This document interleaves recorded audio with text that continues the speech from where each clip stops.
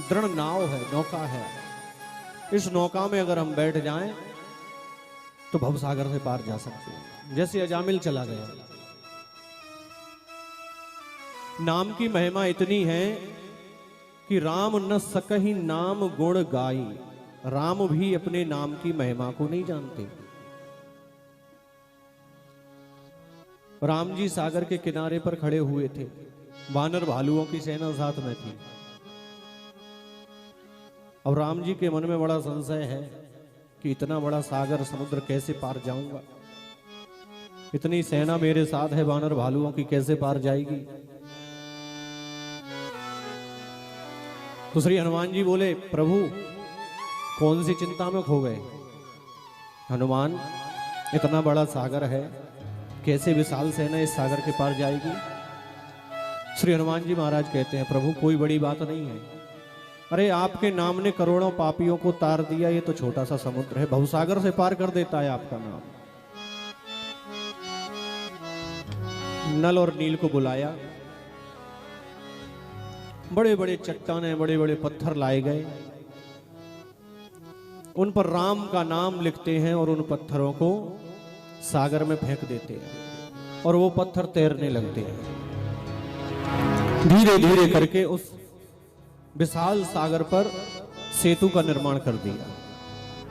लंका में खलबली मच गई कि राम बहुत बड़े मायावी हैं। उन्होंने सागर में पत्थरों को तैरा दिया, पानी में पत्थरों को तैरा दिया।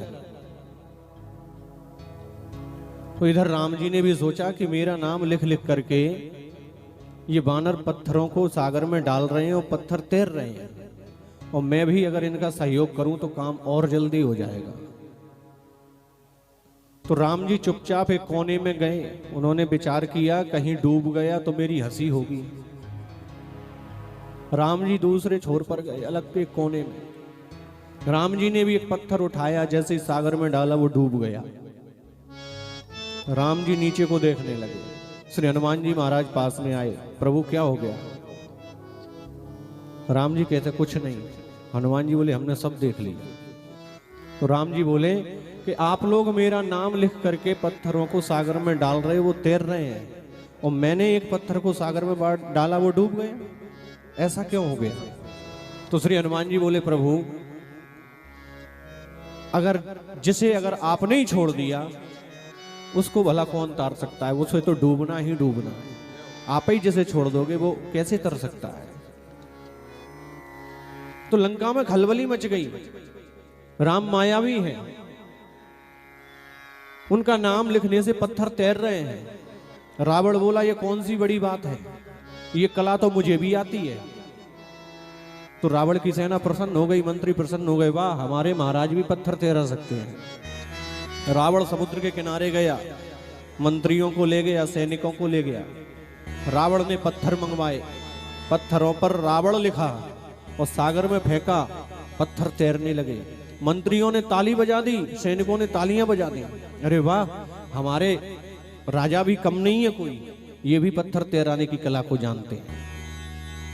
रावण अपने महल में गया, मंदोदरी पास में आ गई। मंदोदरी ने रावण से पूछा, मैं भली भांति जानती हूं कि आप में पत्थर तैराने की कला नहीं है, सच सच बताओ पत्थर तैरे तो तैरे कैसे। तो रावण बोला कि देवी मैंने पत्थर पर रावण लिखा, पत्थर उठाया और सागर में फेंकने से पहले मैंने उस पत्थर से कहा कि तुझे राम की सौगंध है, अगर डूबा तो। पत्थर तैरने लगे। राम के नाम में तो वो सामर्थ्य है। राम जी के नाम का सुमिरन करके तो हनुमान जी महाराज ने उन्हें अपने बस में कर लिया। राम जी के नाम का सहारा लेकर के भगत प्रहलाद भक्तों में शिरोमणि हो गए। राम के नाम का सहारा लेकर के ध्रुव जी ने अटल पद प्राप्त कर लिया।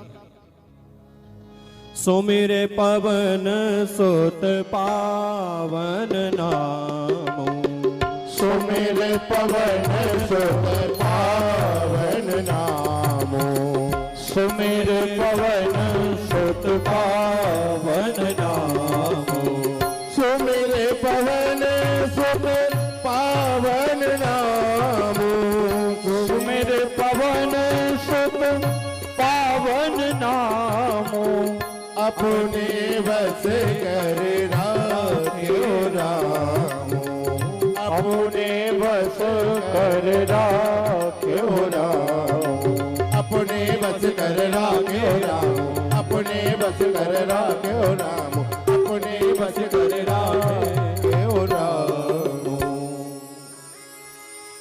राम जी ने क्या किया अपने जीवन में? गोस्वामी जी कहते हैं कि राम एक तापस तियतारी।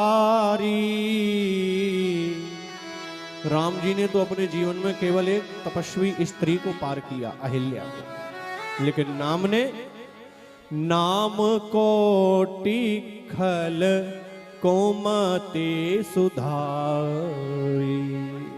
नाम ने करोड़ों लोगों की मति को सुधार दिया।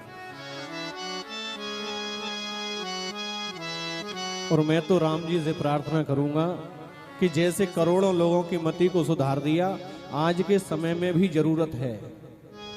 कुछ लोगों की मति ऐसी होती जा रही है जो लोग कहते हैं कि राम हुए ही नहीं, उनकी मति को और सुधार दें। जो कहते हैं राम एक कल्पना है, उनकी मति को और राम जी सुधार दें।